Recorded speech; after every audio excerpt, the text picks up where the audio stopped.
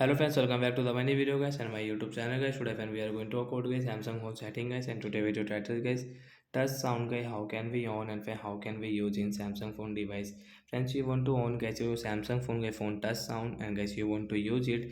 So how can you use your phone touch sound setting? Today friends I will show you. So first of all guys, you will have to on guys your phone setting guys, and guys we will click on guys phone sound and vibration setting guys. Tap on sound and vibration, and friends click on your system sound, and as you can see there is a touch sound setting guys.